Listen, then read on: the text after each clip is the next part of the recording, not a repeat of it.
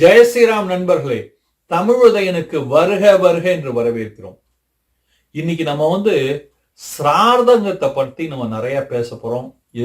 பல பேர் எங்கள்கிட்ட கேள்விகள் அனுப்பியிருக்காங்க. இதை எப்படி பண்ணணும், கரெக்டா பண்றது எப்படி, இப்படிலாம் நம்மள நிறைய பேர் கேட்கறாங்க. அதனால அவங்களோட பெனிஃபிட்டுக்காக இந்த வீடியோ பண்றோம். இதுல நமக்கு நிறைய கேள்விகளை கான்ட்ராக்ட் பண்ணி நம்ம ஒரு 5-6 கேள்விகளா, முக்கியமான கேள்விகளாக்கி அதுக்கு ஆன்சர் தரப்போறோம். இந்த வீடியோவை ஃபுல்லா பாருங்க, உங்களுக்கு ரொம்ப பலனளிக்கக்கூடிய வீடியோ. அதனால பாருங்க. அது இல்லாம நம்மளோட இந்த தமிழ் உதயன் பேஜை, சேனலை சப்ஸ்கிரைப் பண்ணி நம்ம கூட கனெக்ஷன் ஆயிக்குங்க. ஸோ தட் நம்ம எப்போ அடுத்தடுத்த வீடியோ இதை பற்றி நிறையா போஸ்ட் பண்ணுவோம், அப்போ உங்களுக்கு இன்ஃபார்ம் ஆகும். அதோடு இல்லாமல் வேற ஏதாவது உங்களுக்கு கேள்விகள் இருந்தாலோ, ஏதாவது இன்ஃபர்மேஷன் நம்ம கவர் பண்ணணும்னு நீங்கள் நினைச்சாலோ, தயவு செஞ்சு காமெண்ட் ஏரியாவில் சொல்லுங்க. நம்ம அதை கவர் பண்ணுறதுக்கு எல்லா விதத்துலையும் நம்ம முயற்சிப்போம். ஓகே, இப்போ ஃபர்ஸ்ட் என்ன கேட்குறாங்கன்னா, நம்ம இந்த பிண்டதானம் பண்ணுறோம், சிரார்த்தம் பண்றோம், தவசம் பண்றோம், எல்லாம் சிரார்த்தம் தவசம் எல்லாம் ஒரே வார்த்தை தான். ஓகே, தர்ப்பணம் பண்றோம். இதுல என்ன டிஃபரன்ஸ்? ஃபர்ஸ்ட் என்னன்னு கேட்டீங்கன்னா, பிண்டதானம்ங்கிறது சாப்பாடு கொடுக்கறது. ஓகே, சாப்பாடு கொடுக்கறது. தர்ப்பணம் தீர்த்தம், ஜலம் கொடுக்கறது. இது எவ்வரி அமாவாசைக்கு நம்ம இது பண்ணணும், தர்ப்பணம் பண்ணணும். என்னோட வீடியோ இருக்கு, நான் நீங்க பார்க்கலாம் கீழே. இதுல எப்படி நீங்களே உங்க வீட்டுல ஈஸியா ஒரு 5-10 நிமிஷத்துல தர்ப்பணம் பண்ணலாம்னு எழுதியிருக்கு, வீடியோ பண்ணிருக்கு. நீங்க அதை பார்த்து நீங்களே பண்ண முடியும். ஓகே, தயவு செஞ்சு பண்ணுங்க. ஆனா அது ஜலார்ப்பணம்.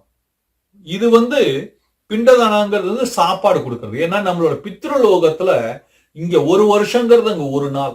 அதனால அவங்களுக்கு சாப்பாடு கொடுக்கறது தான், இந்த பித்ருக்களுக்கு சாப்பாடு கொடுக்கறது தான் பிண்டதானம். சிரார்த்தம் அல்லது பித்ரு பூஜை அப்படின்னா என்னன்னாக்கா, அதுல ஹவன் சொல்லுவோம், மந்திரங்கள் இருக்கும், ஜாஸ்தி பூஜை இருக்கும் பெருமாளுக்கு. ஏன்னாக்க இதனால வரக்கூடிய பலன்கள் எல்லாம் அந்த பித்ருக்களுக்கு போய் சேரும். அதனால அவங்களுக்கு சமயத்துல இந்த பிரேத யோனின்னு சொல்லுவாங்க. அதாவது மேலையும் போகாம கீழையும் இல்லாம மாட்டிட்டு இருக்கிற சில பித்ருக்கள், இதான் அவங்களுக்கும் நல்லது நடந்து பெருமாள் பேர் சொல்றதுனால, மந்திரம் சொல்றதுனால, ஹோமம் பண்றதுனால அவங்க மேல ஆசிர்வதிக்கப்பட்டு அவங்களும் வைகுண்டம் போறதுக்கான வாய்ப்புகள் ஏற்படும். அதுக்காக தான் பித்ரு பூஜை பண்றது. இப்ப அடுத்த கேள்வி என்ன கேட்கறாங்கன்னா, இதை நாங்க வருஷா வருஷம் பண்ணணுமா? ஏதாவது ஒரு முறை பண்ணிட்டா போதுமா? இல்ல, வருஷா வருஷம் பண்ணணும். அதோட சில பேருக்கு என்ன கேட்கறாங்கன்னா, கயாசிரார்த்தம் பண்ணிட்டோம் நாங்க ஒரு முறை, அதோட முடிஞ்சு போச்சா அப்படிங்கறதையும் நான் அட்ரஸ் பண்ண போறேன். ஓகே, அதாவது நீங்க ஒரு வருஷம் இல்ல, வருஷா வருஷம் பண்ணணும். நம்ம அம்மா அப்பா நமக்கு எவ்வளவு சாப்பாடு போட்டிருக்காங்க, எவ்வளவு தூரம் நம்மளுக்கு பார்த்து கவனிச்சிருக்காங்க. பல பேர் நீங்க அவங்க கொடுத்த சொத்துக்கள் உங்களுக்கு வந்திருக்கு. இப்படிலாம் இருக்கும்போது என்ன, ஒரு வருஷத்துக்கு ஒரு முறை ஒரு தான தட்சணை கொடுத்து அவங்கள ஞாபகப்படுத்தி அவங்களுக்காக ஒரு பூஜை பண்ணி அவங்களுக்காக பிண்டதானம் கொடுக்கறதுல என்ன குறைஞ்சு போயிட போறீங்க? அதோட இல்லாம அவங்கள நினைக்கலாம். அப்போ அது ஒரு பெஸ்டான டைம். அவங்களுக்கு ஏதாவது நீங்க தப்பு பண்ணியிருந்தீங்கன்னா மன்னிப்பு கேட்கறதுக்கு, அவங்கள்ட்ட இருந்து ஏதாவது நல்ல பாக்கியங்கள் உங்களுக்கு நிறைய வந்திருந்ததுன்னா அதுக்கு நன்றி சொல்றதுக்கு, இது மாதிரி நம்ம கனெக்ஷனுக்கு ஒரு பெஸ்டான டைம். அதனால வருஷா வருஷம் தயவு செஞ்சு பண்ணுங்க. தர்ப்பணம் அமாவாசைக்கு அமாவாசை தயவு செஞ்சு பண்ணுங்க. இது நீங்களே பண்ணலாம், வீட்டுல பண்ணலாம். எங்க வீடியோ இருக்கு, பார்த்து பண்ணுங்க. ஏதாவது கேள்விகள் இருந்தா போடுங்க. அப்புறம் கயாசிரார்த்தம் நாங்க ஒரு முறை பண்ணிட்டோம், அப்படியும் நாங்க வருஷா வருஷம் பண்ணணுமா அப்படின்னு பல பேர் கேட்கறாங்க. அதுக்கு ஆன்சர் ஆமா. ஏன்னா நம்மளே கயாவுக்கு கூட்டு போறோம். ஓகே, கூட்டு போகும்போது அவங்களுக்கு சொல்றது, கயாசிரார்த்தம் பண்ணதுக்கு அப்புறம் உங்களுக்கு லைசன்ஸ் கொடுத்துடல, நீங்க இனிமே பண்ண வேண்டாம்னு. கயாசிரார்த்தம் கண்டிப்பா பண்ணணும் ஒருத்தரும் அவங்களோட பித்ருக்களுக்கு. ஏன்னா அவங்களாம் வெயிட் பண்ணிட்டு இருக்காங்க இங்க, நீங்க பண்ணுவீங்கன்னு. ஆனா பண்ணாலும் நீங்க வருஷா வருஷம் பண்ணணும். ஓகே, கண்டிப்பாக. இப்ப அடுத்து நாங்க எங்களுக்கு அண்ணன் தம்பிகள் இல்ல, கூட பிறந்தவங்க இல்ல, பெண்கள் பெண்ணா பிறந்திருக்கக்கூடிய நான், பெண்கள் தவசம் பண்ணலாமா, சிரார்த்தம் பண்ணலாமா, தர்ப்பணம் பண்ணலாமா, பித்ரு பூஜை பண்ணலாமாங்கிற ஒரு காமனான கேள்வி. இதோட என்னோட ஸ்டாண்ட சொல்லிடுறேன் நான். எங்க குரு, நாங்க ராமானுஜாச்சாரியரை பின்பற்றோம். ராமானுஜாச்சாரியார் என்ன சொல்றாருனாக்க, இந்த உலகத்துல வந்து எல்லாரும் பெண்கள், ஒரே ஒரு ஆண். யார் அது? கரெக்ட், புருஷோத்தமன். புருஷர்களில் உத்தமன் புருஷோத்தமன். மத்த எல்லாரும் பெண்கள், நம்ம எல்லாம் கோபிகா. நம்மளோட கோல் என்னன்னு கேட்டீங்கன்னா, அந்த ஆண்டவனை லவ் பண்றதுதான் நம்ம கோல். ஓகே, சோ அப்படி இருக்க, இதனால ஆண் பெண் என்ற வித்தியாசமே கிடையாது. இதற்கு வந்து ஒரு நல்ல உதாரணம் சொல்ல வேண்டும் என்றால், கயால வந்து பிண்டதானம் பண்ணதுக்கு அப்புறம்தான் ராமனின் தந்தையாகிய தசரத மகாராஜனுக்கே முக்தி கிடைத்தது என்கிறது நம்ம புராணங்கள். இப்ப என்னாச்சுனாக்க, ராமர் வந்து பிண்டதானம் பண்றதுக்காக வெளில போயிருக்காரு. எல்லாத்தையும் கூட்டு வந்து எடுத்துட்டு வந்து எல்லாம் பண்றதுக்காக காட்டுல இருந்து. அப்பெல்லாம் அந்த இடம் ரொம்ப காடான இடம். சோ இப்ப வந்து அங்க போயிருக்கும் போது அதுக்குள்ள தசரத மகாராஜாவோட ஆன்மா இருக்கே அங்க வந்துட்டாரு.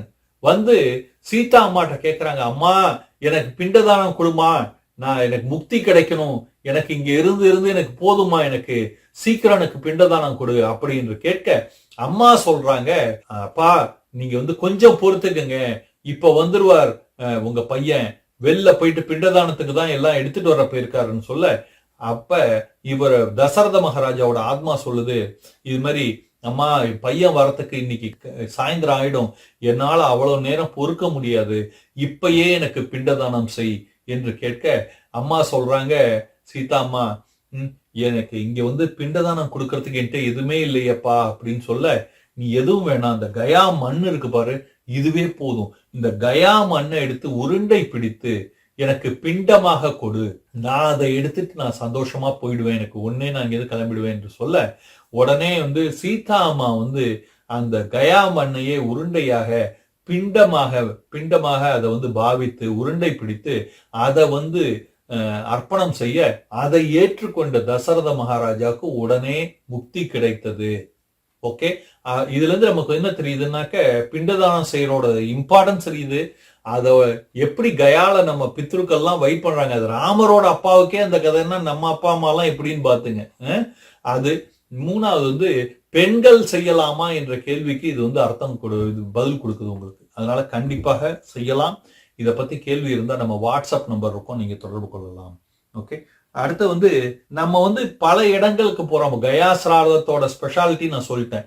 மற்ற இடங்கள்லாம் போறோம். இப்ப ராமேஸ்வரம் போறோம், பிரயாகராஜ் போறோம், காசி போறோம், கயா தான் சொல்லியாச்சு. இப்ப குருட்சேத்ரா போறோம், இது மாதிரி பத்ரிநாத் போறோம், கேதார் போறோம். எங்க நதிக்கரையில போனாலும் கடற்கரைக்கு போனாலும் நம்ம வந்து தர்ப்பணம் பண்றோம், சிரார்த்தம் பண்றோம். இது வந்து பண்ண வேண்டியது கண்டிப்பாகவா? கண்டிப்புன்னு கிடையாது. ஆனா இப்ப எப்படி வந்து பித்ருபட்சத்திலேயோ மகாலய பட்சத்திலேயோ தவச தண்ணிக்கோ பண்றது கண்டிப்பு. ஓகே, நீங்க பண்ணணும், கண்டிப்பா பண்ணாட்டா உங்களுக்கு வந்து தோஷம் வரும்.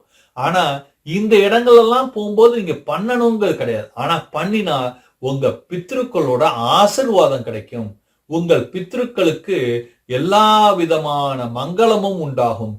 அதனால அவர்கள் வந்து அவங்க கஷ்டப்பட்டு இருக்காங்க நரகத்துல யாராவது, அல்லது போக முடியாம இங்க ஏதாவது நடுவுல மாட்டி தவிச்சிட்டு இருக்காங்க பிரேத யோனியில, அப்படின்னா அவங்களுக்கு முக்தி கிடைக்கும். ஏன்னா இதெல்லாம் அவ்வளவு புனிதமான இடங்கள்.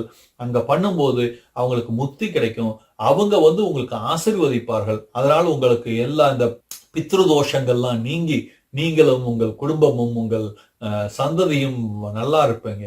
அதனால கண்டிப்பா நீங்க இது மாதிரி போற இடத்துலலாம் கொஞ்சம் பண்ணுங்க, அதுல தப்பே கிடையாது.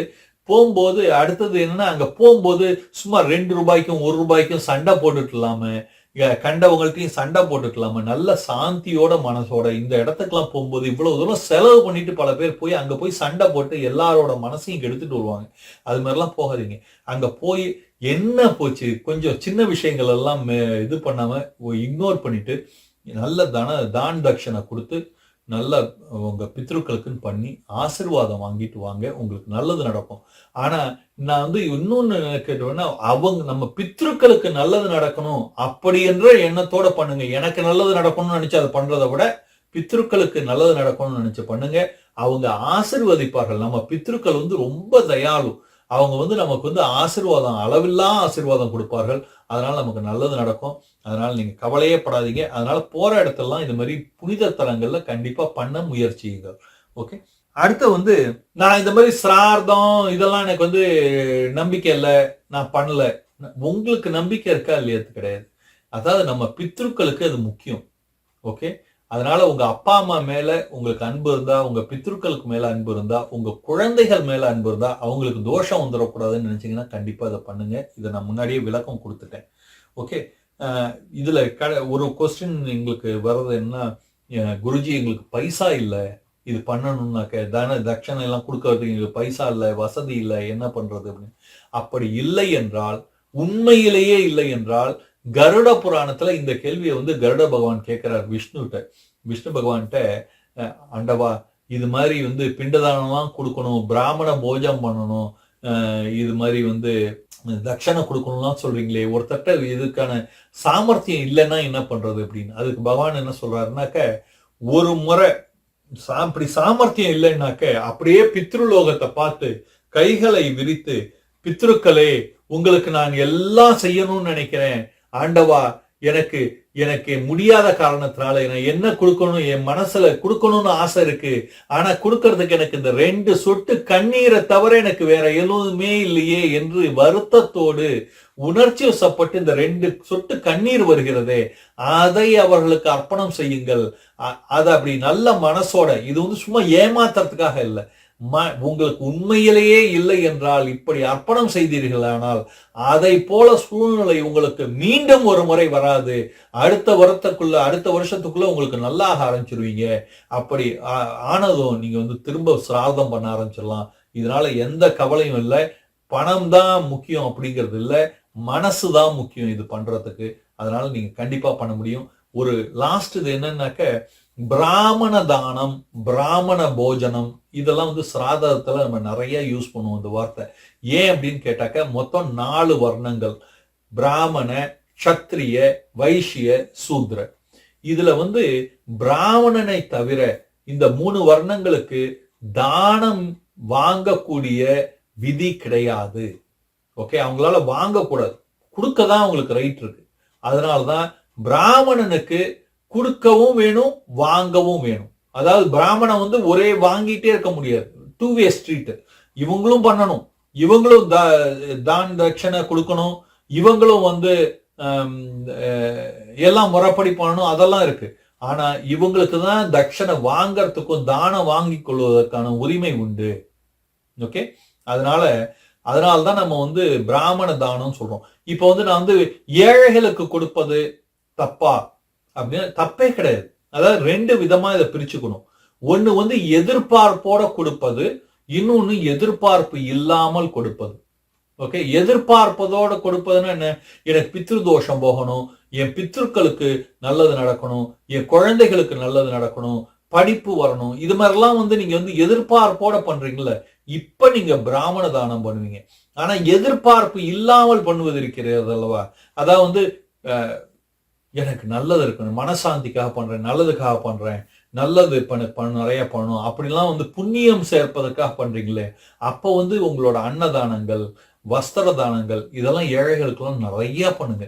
எந்த விதமான கிளாசிபிகேஷனுமே கிடையாது. அதுல எல்லாருக்கும் கொடுத்து உதவுங்கள். அதனால் உங்களுக்கு புண்ணியம் கிடைக்கும், பகவானோட அருள் கிடைக்கும். கண்டிப்பாக இந்த பித்ரு காரியங்களுக்கு இதெல்லாம் பண்ணும்போது பிராமண தானம், பிராமண போஜனம் என்றுதான் நம்ம விதிகள் கூறப்பட்டிருக்கின்றன. ஓகே, உங்களுக்கு இது எல்லா கொஸ்டினுக்கும் உங்களுக்கு ஆன்சர் பண்ணிருக்கோம்னு நினைக்கிறேன். வேற ஏதாவது கொஸ்டின்ஸ் இருந்ததுன்னா காமெண்ட் ஏரியால போடுங்க, கண்டிப்பா அதையும் ஆன்சர் பண்றதுக்கான முயற்சி பண்ணுவோம். ஜெய ஸ்ரீ கிருஷ்ணா, ஜெய ஸ்ரீ கிருஷ்ணா. நல்லா இருங்க.